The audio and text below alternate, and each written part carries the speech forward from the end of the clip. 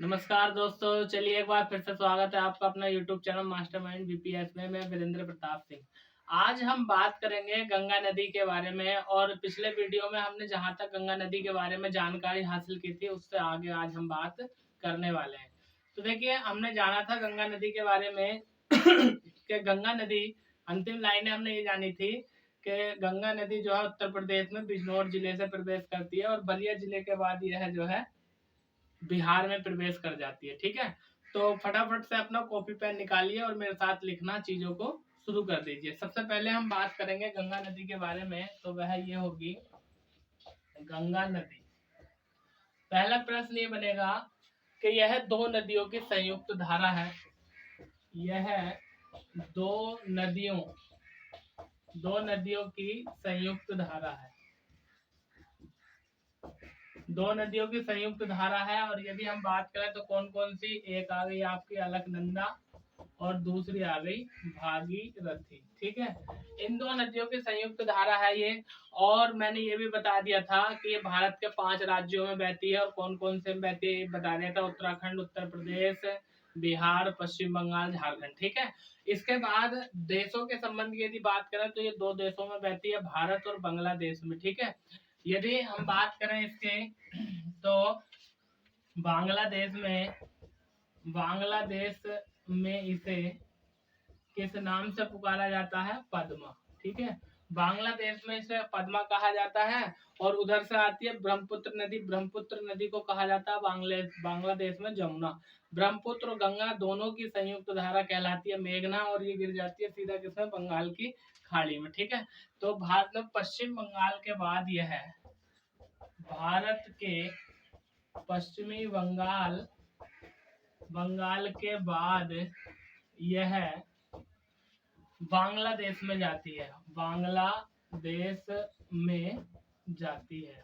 ठीक है, बांग्लादेश में जाती है और उधर से ब्रह्मपुत्र नदी आकर इसमें मिल जाती है। और दोनों जो है संयुक्त रूप से मेघना धारा के नाम से कहाँ गिर जाती है? ये बंगाल की खाड़ी में गिर जाती है। ठीक है, यदि हम बात करें तो बांग्लादेश में से पद्मा कहा जाता है। और बांग्लादेश में जैसे ही ये जाती है तो बांग्लादेश में जाने के बाद यह दो धाराओं में विभक्त हो जाती है, जिसे एक धारा का नाम दिया जाता है वितरिका। देखिए, अगर कोई नदी किसी बड़ी नदी में, मुख्य नदी में आकर मिलती है तो उसे कहते हैं सहायक नदी।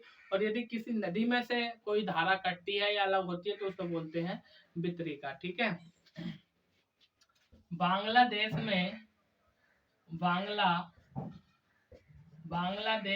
में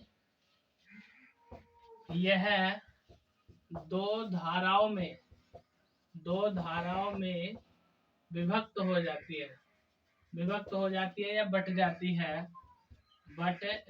है। एक धारा सीधी ब्रह्मपुत्र में मिलकर बंगाल की खाड़ी में, और दूसरी धारा वितरिका के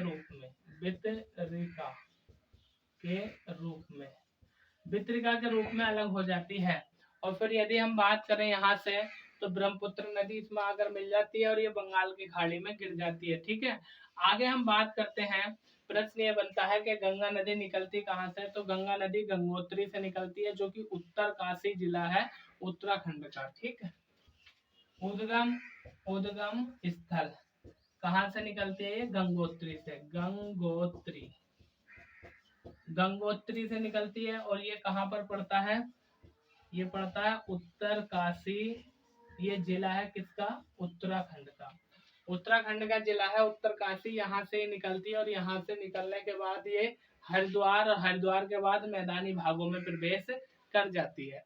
आगे यदि हम बात करें तो जब ये निकलती है जानवी नाम से जानी जाती है, ये भी हमने बात समझ ली। ठीक है, और यदि हम बात करें तो उत्तराखंड में इसकी जो मतलब जैसे भागीरथी नदी है और एक तरफ से अलकनंदा, भागीरथी नदी पर उत्तराखंड में एक बांध बना हुआ है जिसको बोलते हैं टिहरी बांध। ठीक है, टिहरी बांध। और टिहरी बांध की यदि हम बात करें तो ये किस नदी पर है? भागीरथी नदी पर यह बांध बना है जिसको बोलते हैं टिहरी बांध। और टिहरी बांध के संदर्भ में एक आंदोलन चलाया गया था जिसको बोलते हैं चिपको आंदोलन। और चिपको आंदोलन के नेतृत्व करता थे सुंदरलाल बहुगुणा जोशी। इसके बारे में भी हमने पिछले वीडियो में बात कर ली है। यदि आपने पिछला वीडियो नहीं देखा है तो पहले उसे देखिए, तब ये वीडियो आपके समझ में आएगी। ठीक है। सुंदरलाल बहुगुणा जोशी जिनका हाल ही में 2021 में निधन हो गया। और यदि हम बात करें तो यहाँ का आदर्श वृक्ष था खिजड़ी। और खिजड़ी की यदि हम बात करें तो ये राजस्थान का राजकीय वृक्ष भी माना जाता है। कौन? खिजड़ी। और भारत के अंदर पर्यावरण के संदर्भ में चलाया गया पहला आंदोलन माना जाता है ये चिपको आंदोलन। ठीक है। तो इस बांध को लेकर के आंदोलन चला था चिपको आंदोलन। और चिपको आंदोलन की यदि हम बात करें तो 1973 के आसपास की ये बात है। और भारत का यह पहला पर्यावरण आंदोलन है। पर्यावरण आंदोलन है। इसके बाद हम बात करते हैं यहाँ से और क्या क्या प्रश्न बन जाते हैं कि गंगा नदी की यदि हम बात करें तो गंगा नदी के किनारे बिहार का एक प्रमुख शहर है जिसको बोलते हैं भागलपुर। और भागलपुर में एक अभ्यारण्य बना है जिसको बोलते हैं विक्रमशिला अभ्यारण्य। और विक्रमशिला अभ्यारण्य जो है ये गंगे डॉल्फिन का भारत में एकमात्र अभ्यारण्य है। ठीक है। तो लिखेंगे हम बिहार के भागलपुर में विक्रमशिला गंगा के किनारे विक्रमशिला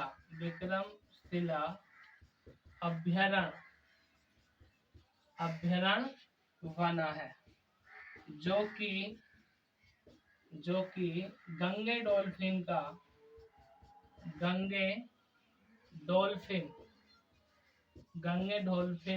अभ्यारण्य है। ठीक है। गंगे डॉल्फिन अभ्यारण्य है। देखिए यदि हम बात करें गंगे डॉल्फिन की तो डॉल्फिन जो है ना एक जलीय जीव है, लेकिन कुछ लोग इसे मछली मानते हैं। मछली क्यों मानते हैं? क्योंकि इसका आकार जो है मछली के जैसा है, इसलिए इसे कुछ लोग मछली मानते हैं, लेकिन ये मछली नहीं है। जो गंगे डॉल्फिन है एक जलीय जीव है जो स्वच्छ पानी के वातावरण में निवास करता है। और यदि हम बात करें तो गंगे डॉल्फिन जो है भारत का राष्ट्रीय जलीय जीव है। और राष्ट्रीय जलीय जीव का दर्जा दिया गया है इसे 2010 में। ठीक है। गंगे डॉल्फिन भारत का राष्ट्रीय जलीय जीव है और इसे राष्ट्रीय जलीय जीव का दर्जा दिया गया 2010 में। गंगे डॉल्फिन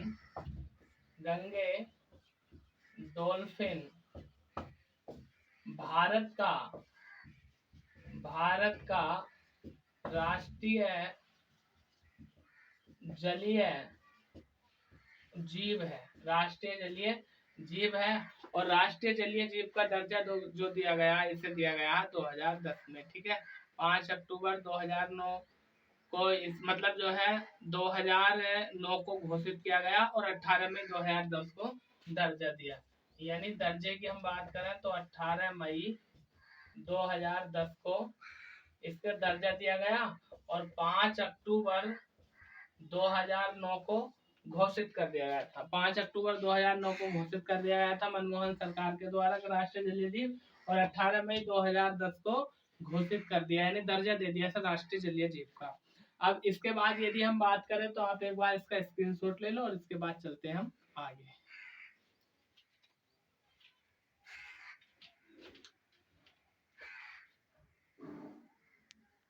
अब हम बात करते हैं कि गंगा के किनारे बसे प्रमुख शहर कौन कौन से हैं। ठीक है। देखिए जैसे यहाँ पर हम बात कर रहे हैं कि 2 धाराओं की संयुक्त धारा है गंगा नदी। एक तो आ गई आपके अलकनंदा और एक आगे भागीरथी। ठीक है। तो यहाँ से ये हमारी गंगा नदी बन करके चल रही है। ठीक है। हम बात कर रहे हैं गंगा के किनारे बसे प्रमुख शहर।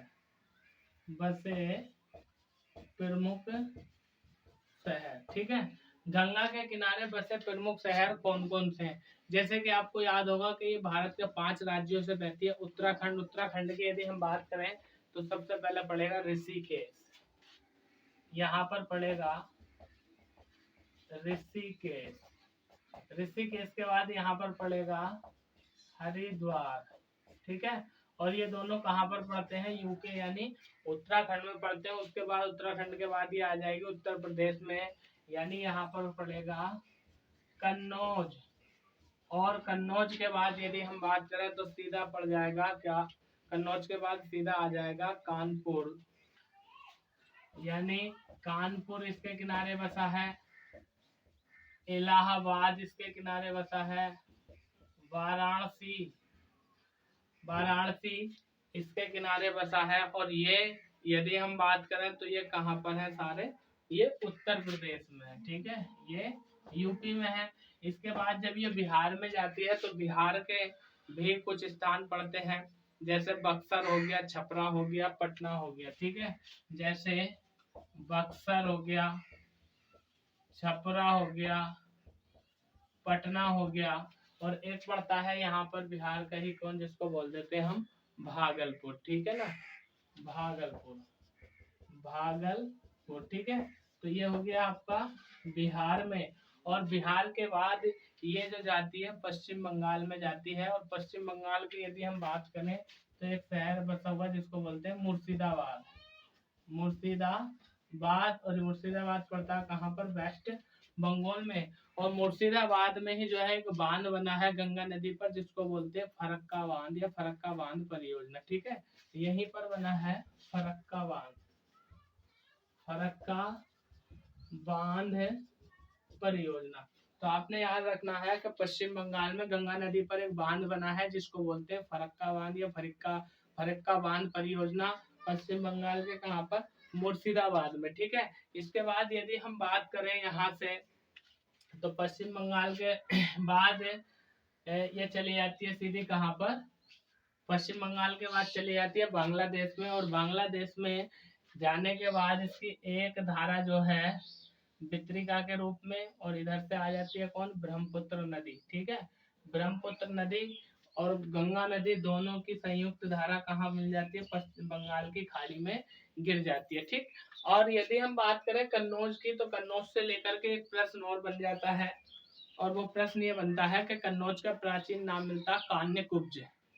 कन्नौज का प्राचीन नाम मिलता है कान्यकुब्ज। जो कान्यकुब्ज यहाँ पर इतिहास के संदर्भ में एक महत्वपूर्ण युद्ध हुआ था जिसको बोलते हैं त्रिपक्षीय संघर्ष। और त्रिपक्षीय संघर्ष का मतलब है 3 राजवंशों के बीच एक युद्ध हुआ था, ठीक है। मैं यहाँ पर लिख देता हूँ, कन्नौज का प्राचीन नाम, कन्नौज का प्राचीन नाम। और प्राचीन नाम क्या मिलता है, कान्यकुब्ज, कान्यकुब्ज प्राचीन नाम मिलता। यहाँ पर एक युद्ध हुआ था जिसको बोलते हैं त्रिपक्षीय संघर्ष। और त्रिपक्षीय संघर्ष का मतलब था कि 3 राजवंशों के बीच ये संघर्ष हुआ था।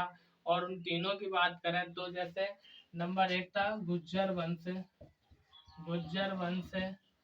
नंबर 2 था पाल वंश, और नंबर 3 था राष्ट्रकूट और वंश। यदि हम बात करें यहाँ से तो गुज्जर वंश की ओर से वत्सराज थे, गुज्जर वंश की तरफ से वत्सराज थे जिन्होंने इस युद्ध को शुरू किया था। और पाल वंश की ओर से धर्मपाल थे, ठीक है। तो मैं यहाँ पर लिख देता हूँ, यहाँ से वत्सराज थे। और पाल वंश की यदि हम बात करें तो जैसे कि मैंने अभी आपको बताया धर्मपाल, और यहाँ से थे ध्रुव, तो कन्नौज में त्रिपक्षीय संघर्ष हुआ था, ठीक। आगे यदि हम बात करें तो अब हम बात करेंगे गंगा की सहायक नदियों के बारे में कि कौन कौन सी गंगा की सहायक नदियां हैं। तो आप एक बार इसका स्क्रीनशॉट ले लो और इसके बाद चलते हैं हम आगे।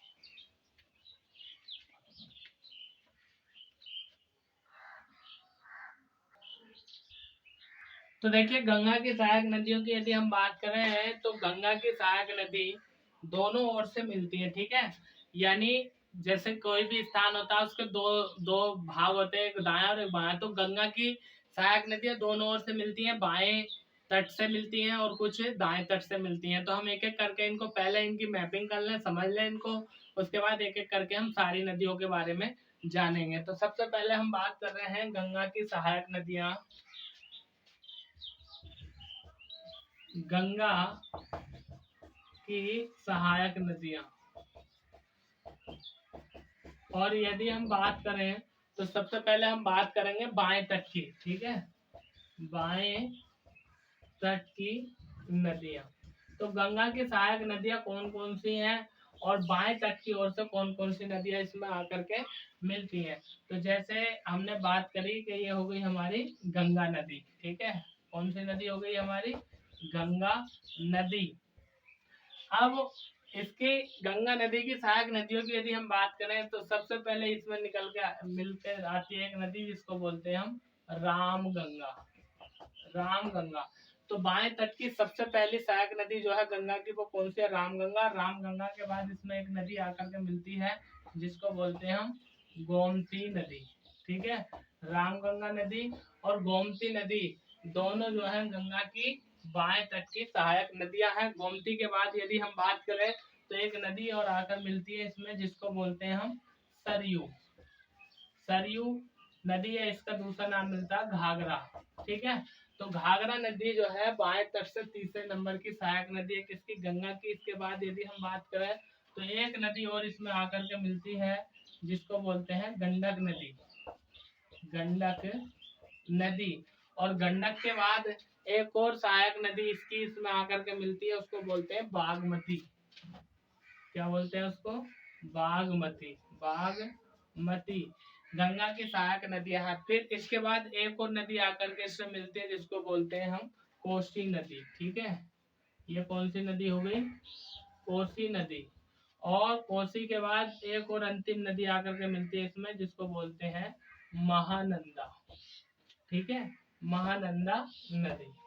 तो आपने याद रखना है कि गंगा की प्रमुख वे नदियां जो बाएं तट से आकर के गंगा में मिलती हैं, ठीक है। देखिए कोई भी नदी जब किसी मुख्य नदी में जाकर मिल जाती है तो वह नदी सहायक नदी कहलाती है।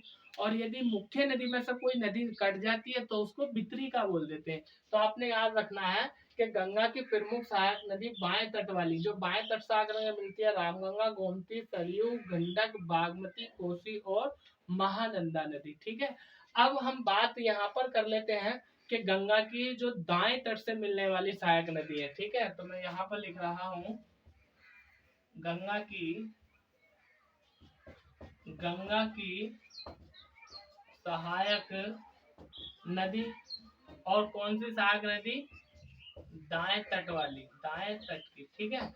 तो गंगा की जो सहायक नदी है दाएं तट की, तो यहाँ पर थोड़ा घना हो जाएगा, मैं यहाँ पर भी लिख सकता हूँ लेकिन मैं अलग मैपिंग कर रहा हूँ, ठीक है। तो जैसे हम बात करते हैं कि ये हमारी गंगा नदी हो गई, ठीक है।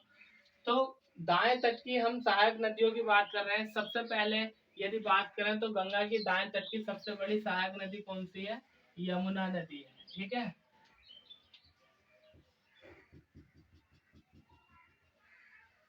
ये हो गई यमुना।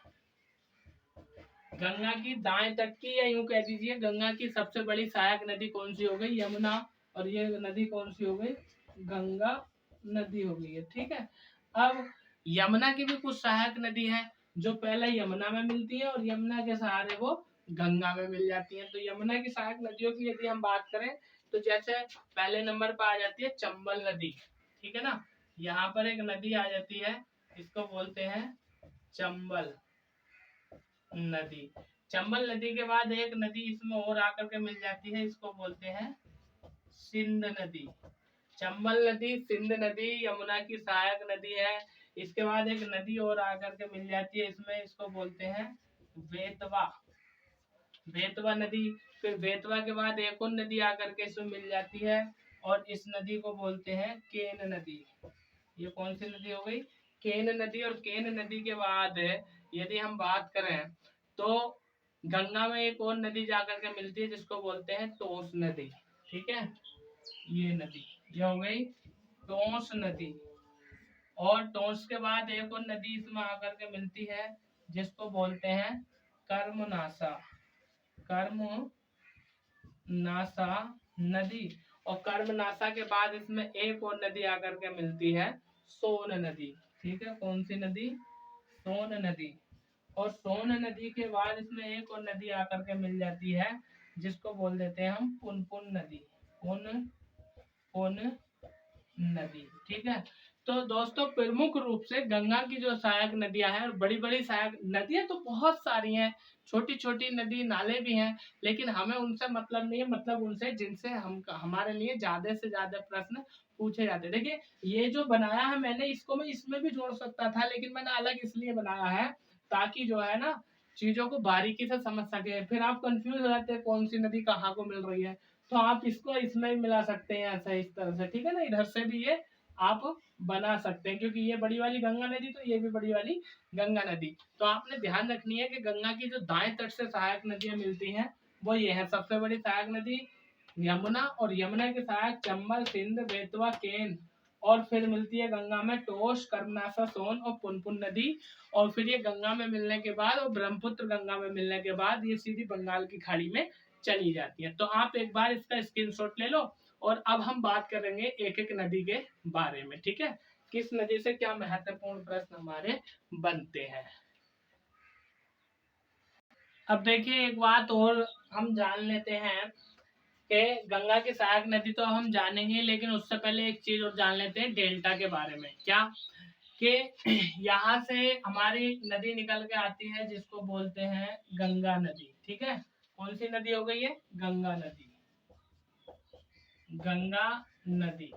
और इसकी जो सबसे बड़ी सहायक नदी है वो ये हो गई, कौन सी? यमुना नदी। ये नदी अभी हमने जानी है, कौन सी नदी है? यमुना, यमुना।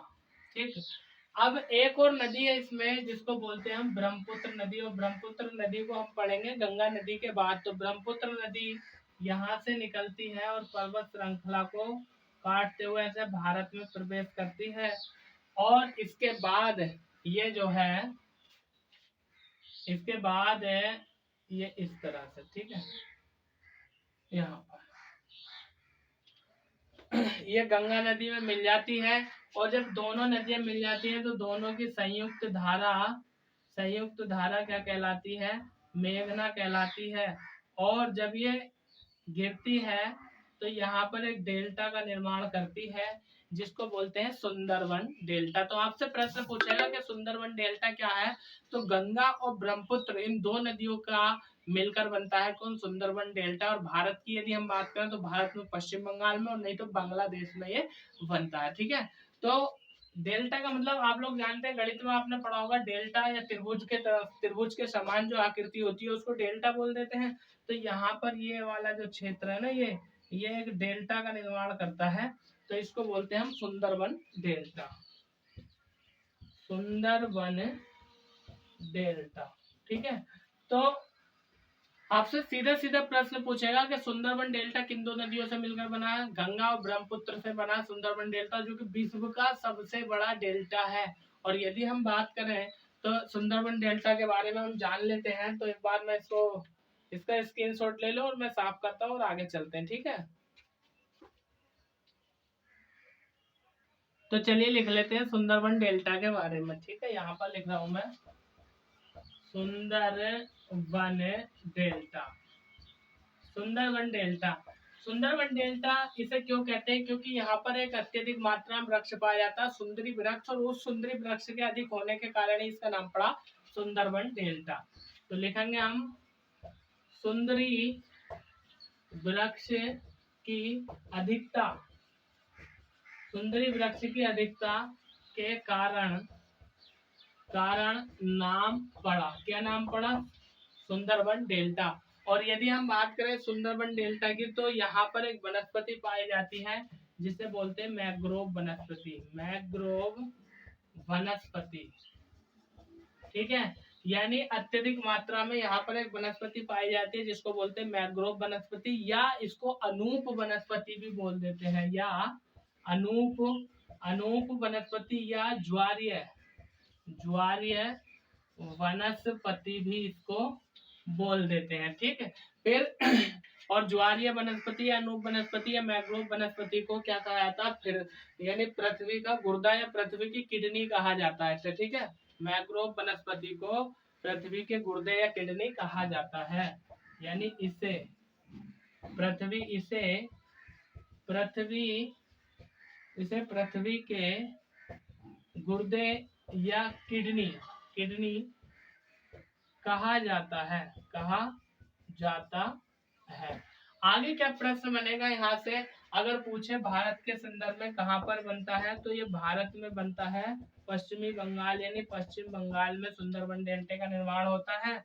और यदि हम बात करें देश स्तर पर, तो बांग्लादेश भी इसमें नाम आ जाता है। ठीक है, भारत में पश्चिम बंगाल में सुंदरबन डेल्टा का निर्माण होता है, और देश की बात करें अलग देश की, तो बांग्लादेश। और ये जो सुंदरबन डेल्टा है, ये विश्व का सबसे बड़ा डेल्टा है। ठीक है, देख रहा हूं मैं, यह विश्व का सबसे बड़ा डेल्टा है, यह विश्व का सबसे बड़ा डेल्टा है। तो विश्व का सबसे बड़ा डेल्टा कौन सा है, सुंदरबन डेल्टा। ठीक है, अब हम बात कर लेते हैं गंगा की सहायक नदियों के बारे में। तो पहले बाएं तट की सहायक नदियों की बात करेंगे, और बाएं तट की सहायक नदियों में सबसे पहली नदी है हमारी रामगंगा नदी। ठीक है, रामगंगा नदी। तो पहला प्रश्न क्या बनता है, देखिए नदियां तो बहुत सारी हैं, लेकिन जो खास खास नदी है उन नदियों के बारे में मैं जानकारी दूंगा, मोस्ट जानकारी जो हमारे लिए एग्जाम पॉइंट ऑफ व्यू से अति महत्वपूर्ण है। ठीक है, तो ज्यादा बड़ी चर्चा नहीं करेंगे हम। ठीक है, रामगंगा नदी सबसे पहले उद्गम स्थल, उद्गम स्थल। तो रामगंगा नदी का उद्गम स्थल मतलब निकलती कहाँ से है, तो ये नैनीताल से निकलती है, नैनीताल। और नैनीताल कहाँ पड़ता है, यूके यानी उत्तराखंड। रामगंगा नदी नैनीताल से निकलती है, और नैनीताल से निकलने के बाद यदि हम बात करें तो कन्नौज में जाकर गंगा में मिल जाती है। गंगा कन्नौज, कन्नौज में जाकर गंगा नदी में मिल जाती है, मिल जाती है। तो कन्नौज में जाकर गंगा नदी में मिल जाती है। इसके यदि हम बात करें तो रामगंगा नदी के किनारे प्रमुख शहर बसे हैं, जैसे मुरादाबाद हो गया, बरेली हो गया और बदायूं हो गया। तो इसके किनारे कौन कौन से शहर बसे हैं, मुरादाबाद, बरेली और बदायूं। बदायूं किस नदी के किनारे बसे हैं, रामगंगा नदी के किनारे बसे हैं। और यदि हम बात करें तो एक प्रश्न ये बनता है कि गंगा की सबसे पहली हिमालयी सहायक नदी कौन सी है, रामगंगा। ठीक है, तो यह गंगा की पहली हिमालयी सहायक नदी है, सहायक नदी है। ठीक है जी, अब इसके बाद करते हैं हम अगली नदी के बारे में। तो आप एक बार इसका स्क्रीनशॉट ले लो और चलते हैं हम इसको आगे। यदि हम बात करें गंगा की अगली सहायक नदी की, तो अगली सहायक नदी है गोमती नदी। ठीक है, अगली सहायक नदी कौन सी है, गोमती नदी। ठीक है, तो देखिए सारी बातें मैं लिखवा नहीं पाऊंगा, आप फटाफट नोट करते रहिए। पहली बात कि गोमती नदी निकलती कहाँ से है, तो उत्तर प्रदेश के पीलीभीत में एक झील पड़ती है जिसको बोलते हैं फूलर झील, फूलर झील से ये निकलती है। तो उद्गम स्थल है फूलर झील, फुलहर झील।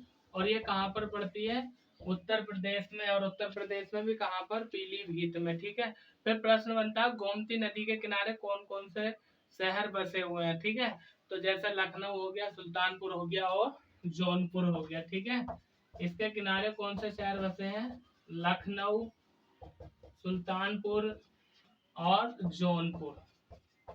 जौनपुर की यदि हम बात करें तो इतिहास के संदर्भ में प्रश्न बनता है कि जौनपुर को फिरोज शाह तुगलक ने बसाया था अपने भाई जोना खां की याद में। ठीक है, अपने भाई जोना खां की याद में जौनपुर को बसाया था फिरोज शाह तुगलक ने, और इसको एक उपाधि दी गई सिराज ए हिंद की। ठीक है, जौनपुर को उपाधि दी गई, क्या इसे कहा जाता है, सिराज ए हिंद। आगे और क्या महत्वपूर्ण प्रश्न यहाँ से बन सकता है कि उत्तर प्रदेश के गाजीपुर में गंगा नदी में जाकर के ये मिल जाती है, यानी यूपी के गाजीपुर में जाकर गंगा गंगा नदी में मिल जाती है।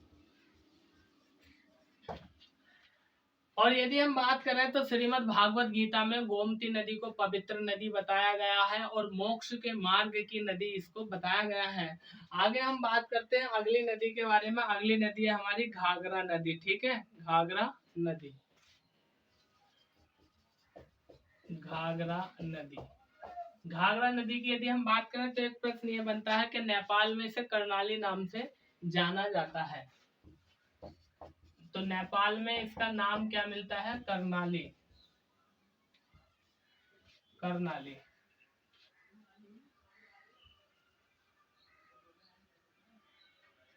कर्णाली, हाँ, ये नाम मिलता है इसका नेपाल में। और फिर यदि हम बात करें इसके उद्गम स्थल की तो कैलाश पर्वत के समीप निकलती है ये मापचा चुंग हिमनद से। ठीक है, उद्गम स्थल, उद्गम स्थल है इसका मापचा चुंग। मापचा चुंग हिमनद से यह निकलती है, हिमनद से निकलती है। और ये हिमनद कहाँ पड़ता है? ये कैलाश पर्वत के पास पड़ता है, तिब्बत में। ठीक है, इसके बाद यदि हम बात करें तो घाघरा के किनारे बसे प्रमुख शहर हैं, और वो शहर कौन कौन से हैं इनके भी हम बात करेंगे। अगला प्रश्न यहाँ से ये मिलता है कि ये बिहार के छपरा में, बिहार के छपरा में गंगा नदी में जाकर के मिल जाती है, गंगा नदी में मिल जाती है। यानी ये भारत में बहते हुए, और भारत में बहने का मतलब यह है जब ये बिहार में जाती है तो बिहार में एक स्थान पड़ता है छपरा, और छपरा में जाकर के ये गंगा नदी में मिल जाती है। कौन सी नदी? घाघरा नदी। इसके बाद प्रश्न क्या मिलता है कि इसकी भी सहायक नदी मिलती है, काली नदी इसकी सहायक नदी है, और एक है राप्ती नदी। ठीक है, सहायक नदी एक तो हो गई काली और एक हो गई राप्ती, और एक नदी और मिलती है इसकी सहायक जिसको बोल देते हैं सरयू। सरयू। अब यहाँ से प्रश्न बनता है कि सरयू के किनारे क्या बसा है? अयोध्या। सरयू नदी के किनारे कौन सा शहर बसा है? अयोध्या। और यदि हम बात करें इसकी राप्ती नदी की तो गोरखपुर। ठीक है, गोरखपुर, गोरखपुर भी इसी नदी के किनारे बसा है। और यदि हम बात करें इसकी कुल लंबाई की तो इसकी कुल लंबाई को लेकर भी प्रश्न बन जाता है। 1080 किलोमीटर इसकी लंबाई है। अगली नदी की यदि हम बात करें तो अगली नदी हमारी कोसी नदी। ठीक है, कौन सी? कोसी नदी। तो देखिए कोसी नदी से क्या क्या प्रश्न बनते हैं। सबसे पहले हम बात करते हैं कि कोसी को सप्तकोसी या ऋणकोसी भी कहा जाता है। कोसी नदी को बिहार का शोक कहा जाता है। क्यों? क्योंकि जब ये बिहार में बहती है तो बिहार में ये बाढ़ का कारण बनती है। इसलिए जब बाढ़ का कारण बनेगी, बाढ़ आएगी तो वहां पर नुकसान होगा, नुकसान होगा, लोगों के जान माल को हानि होगी, घरों में पानी भर जाएगा, छतें टूट जाएंगी, जानवर इधर उधर हो जाएंगे। तो शोक का मतलब होता है दुख। तो इसलिए कोसी नदी को बिहार का शोक कहा जाता है। और ये निकलती कहाँ से? नेपाल में एक पहाड़ी पड़ती है जिसे बोलते हैं गोसाईनाथ की पहाड़ी, वहां से ये निकलती है। तो पहला प्रश्न के उद्गम स्थल, उद्गम स्थल यानी निकलती कहाँ से है? ये गोसाई नाथ की पहाड़ियों से। और ये गोसाईनाथ की पहाड़ी कहाँ पर पड़ती है? नेपाल में पड़ती है। और दूसरी बात, इसे बिहार का शोक कहा जाता है, बिहार का शोक। आपसे कई बार प्रश्न पूछेगा बनेगा कि भाई किस नदी को निम्न में से बिहार का शोक कहा जाता है? तो कोसी नदी को बिहार का शोक कहा जाता है। ठीक है, और यदि हम बात करें तो बिहार में इसे विश्वासघाती नदी भी कहा जाता है। तो बिहार में क्या कहा जाता है? विश्वासघाती नदी, विश्वास घात या घाती नदी। क्यों? क्योंकि जब ये बाढ़ लाएगी और बाढ़ आने से क्या होगा? नुकसान होगा। तो समझ लीजिए इसने विश्वासघात कर दिया। और यदि हम बात करें तो इसके दो अन्य नाम सप्तकोशी और रणकोशी भी इसका नाम मिलता है। ठीक है, आगे प्रश्न बनेगा इसकी लंबाई को लेकर के। तो कोसी नदी की जो लंबाई है वो है 729 किलोमीटर इसकी लंबाई है। तो आप इसका एक बार स्क्रीनशॉट ले लो, इसके बाद चलते हैं हम आगे।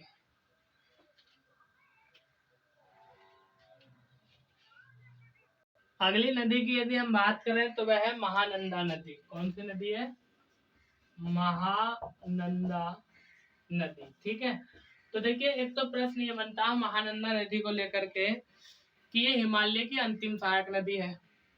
महानंदा नदी हिमालय की अंतिम सहायक नदी है। और दूसरा प्रश्न ये बनता है यह दार्जिलिंग हिमालय से निकलती है। और तीसरा प्रश्न ये बनता है क्या कि ये बिहार और पश्चिम बंगाल का बॉर्डर बनाती है। ठीक है, तो मैं यहाँ पर लिख रहा हूँ यह हिमालय हिमालय ही अंतिम अंतिम सहायक नदी है। सहायक नदी है किसकी है? ये गंगा की। फिर प्रश्न ये बनेगा कि यह दार्जिलिंग हिमालय से निकलती है। ठीक, और क्या प्रश्न बनेगा कि बिहार प्लस पश्चिम बंगाल का बॉर्डर बनाती है। बॉर्डर मतलब सीमा बनाती है। ठीक है, अब हम बात करेंगे कि गंगा की दाएं तट की सहायक नदियां। ठीक है, गंगा की दाएं तट की सहायक नदियां, दाएं तटीय सहायक नदी। तो दाएं तटीय सहायक नदी कौन कौन सी है गंगा की, इसके बारे में भी हम जान लेते हैं। सबसे पहले हम बात करते हैं यमुना नदी की।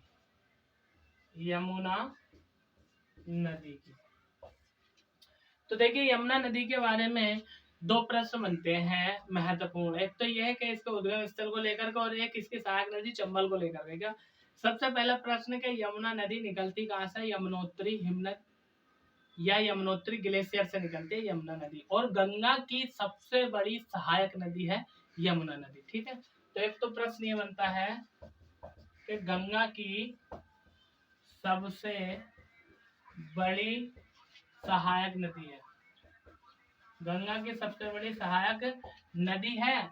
और यह निकलती कहाँ से? यानी उद्गम स्थल इसका यमुनोत्री ग्लेशियर, उत्तरकाशी जिला उत्तराखंड। यमुनोत्री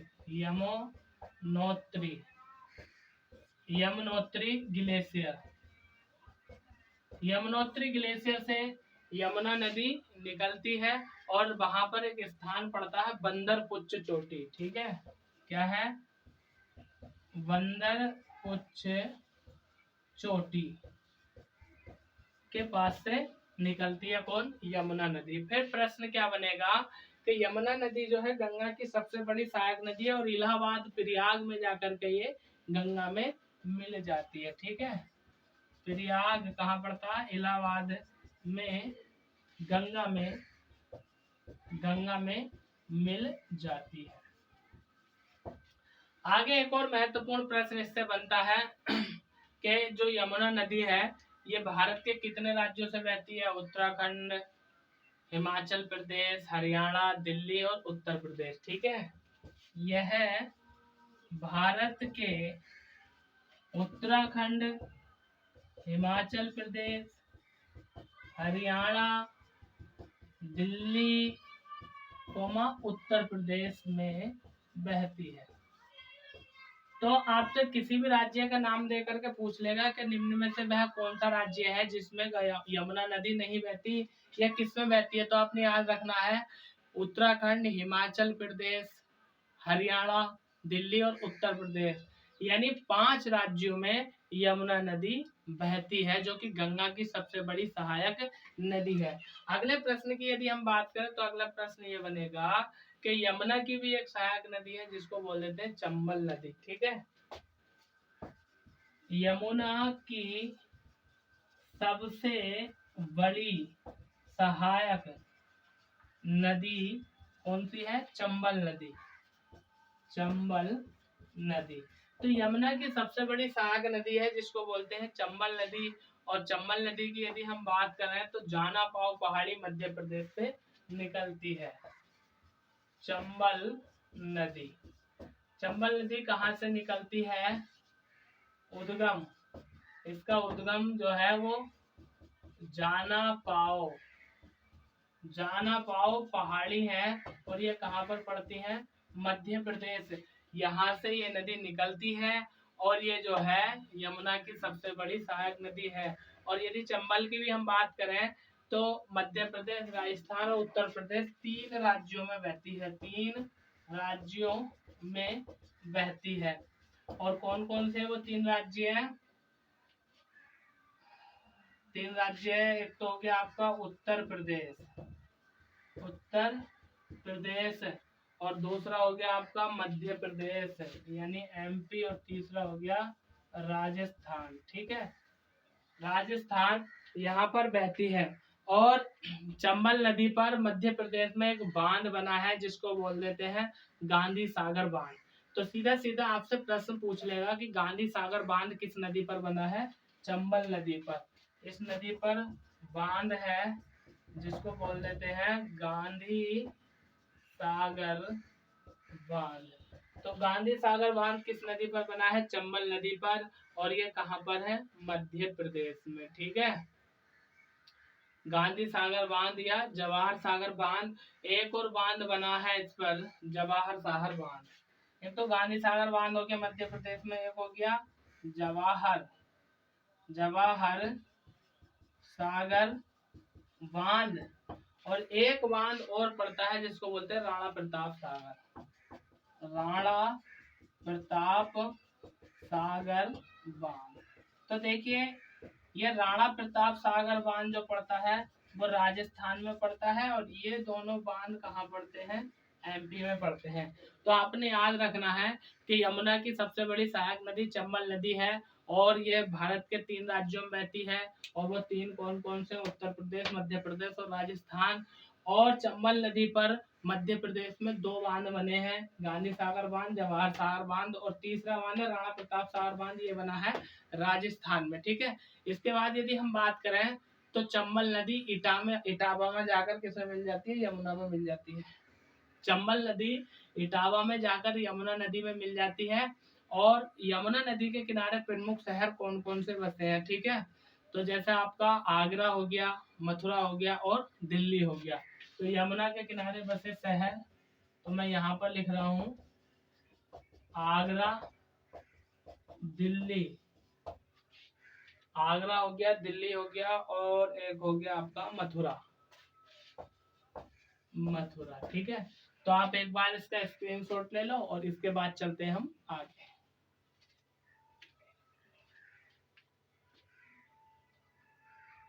आगे अगर हम बात करें यमुना की सहायक नदी चंबल की, तो चंबल के किनारे एक शहर बसा है जिसको बोलते हैं उज्जैन। और उज्जैन की चंबल की एक सहायक है क्षिप्रा नदी। ठीक है, चंबल की एक सहायक नदी है क्षिप्रा, और क्षिप्रा के किनारे एक शहर बसा है उज्जैन। और उज्जैन जाना जाता है महाकुंभ के लिए। ठीक है, ये कुंभ मेले के लिए। और चंबल की सहायक नदी बनास हो गई, काली हो गई। ठीक है, सारी बातें मैं लिखूंगा तो वीडियो बहुत लंबा हो जाएगा। अगली नदी की यदि हम बात करें तो अगली नदी है सोन नदी, सोन नदी। तो देखिए पहला प्रश्न ये बनता है कि सोन नदी गंगा की सहायक नदी है, और गंगा की सहायक नदी की यदि हम बात करें तो अमरकंटक की पहाड़ियों से ये निकलती है। ठीक है, अमरकंटक की पहाड़ियों से निकलती है, और इसकी सहायक नदी है रिहंद नदी। ठीक है, तो सबसे पहले उद्गम अमरकंटक, अमरकंटक की पहाड़ी। तो अमरकंटक की पहाड़ियों से निकलती है सोन नदी। और सोन नदी की एक सहायक नदी है रिहंद नदी, इसकी सहायक रिहंद नदी। और रिहंद नदी पर एक बांध बना है जिसको बोलते हैं रिहंद परियोजना, रिहंद परियोजना। सोन नदी पर एक बांध बना हुआ है जिसको बोलते हैं रिहंद बांध या रिहंद परियोजना। इस पर बांध रिहंद बांध या रिहंद परियोजना। तो सोन नदी पर एक परियोजना बनी है जिसको बोलते हैं रिहंद परियोजना। रिहंद परियोजना ये कहाँ पर है? उत्तर प्रदेश के सोनभद्र जिले में, उत्तर प्रदेश के सोनभद्र जिले में है ये रिहंद परियोजना। यूपी, और यूपी भी कहाँ पर? सोनभद्र में। ठीक, इसके बाद एक प्रश्न ये बनता है कि रिहंद नदी जो है, रिहंद बांध के पीछे बहुत बड़ा जलाशय है जिसको बोलते हैं गोविंद बल्लभ सागर पंत, गोविंद बल्लभ पंत सागर। ठीक है, तो क्या बोलते हैं, गोविंद बल्लभ पंत सागर, यानी लिख रहा हूं मैं, इसके पीछे एक जलाशय है, और उस जलाशय का नाम है गोविंद बल्लभ पंत सागर। तो ये गोविंद बल्लभ पंत सागर जो है, ये जो है एक झील का नाम दिया गया है। और प्रश्न आता है भारत की सबसे बड़ी मानव निर्मित झील कौन सी है? तो भारत की सबसे बड़ी मानव निर्मित झील जो है वो गोविंद बल्लभ पंत सागर है। यानी भारत की सबसे बड़ी मानव निर्मित झील है। ठीक है, भारत की सबसे बड़ी मानव निर्मित झील मानी जाती है कौन सी? गोविंद बल्लभ पंत सागर झील। और यदि हम बात करें यहाँ से, तो एक और प्रश्न बनता है कि सोन नदी पर एक बांध बना हुआ है, ये वाली सोन नदी पर एक बांध बना हुआ है जिसको बोलते हैं बाण सागर बांध। और बाण सागर बांध पड़ता है आपके मध्य प्रदेश में। सोन नदी पर बांध बना है बाण सागर बांध। ठीक है, और बाण सागर बांध की यदि हम बात करें तो ये कहाँ पर पड़ता है? मध्य प्रदेश में। लेकिन ये मध्य प्रदेश और उत्तर प्रदेश की संयुक्त परियोजना है, यूं कह लीजिए दोनों के बॉर्डर पर बनाया, मध्य प्रदेश और उत्तर प्रदेश की संयुक्त परियोजना बाण सागर बांध। और कहाँ पर है ये? सोन नदी पर। ठीक है, आगे यदि हम बात करें तो एक और नदी पड़ती है बेतवा। बेतवा नदी पर एक परियोजना बनी हुई है जिसको बोलते हैं माता टीला बांध या माता टीला परियोजना, यानी बेतवा नदी, इस पर परियोजना का नाम है माता टीला बांध। तो माता टीला बांध किस नदी पर है? बेतवा नदी पर। और यदि हम बात करें तो प्रश्न आता जो एक सोन नदी हो गई, एक हो गई स्वर्ण रेखा नदी। तो सोन नदी और स्वर्ण रेखा नदी की यदि हम बात करें तो ये नदियां जो है, इन नदियों के बालू में, रेत में स्वर्ण के कण पाए जाते हैं और उसके आधार पर भी इन नदियों का नाम पड़ा है। अब यहाँ से कभी कभी एक शब्द पूछ लेता है कि प्लेसर भंडार किसे कहा जाता है? प्लेसर भंडार, एक तो शब्द आता है प्लेसर भंडार और दूसरा आता है धातु रेखा भंडार। एक आता है धातु रेखा भंडार। तो देखिए प्लेसर भंडार उसको बोलते हैं जिन नदियों के रेत में यानी बालू में स्वर्ण के कण पाए जाते हैं यानी सोने के, और जिन नदियों के आसपास की चट्टानों में सोने के कण पाए जाते हैं या चट्टानों में सोने के कण पाए जाने के कारण उसको बोलते हैं धातु रेखा भंडार। ठीक है, अब यदि हम बात करें यहाँ से तो ऐसी 3 नदियां हैं जो प्लेसर भंडार और स्वर्ण रेखा भंडार का निर्माण करती हैं।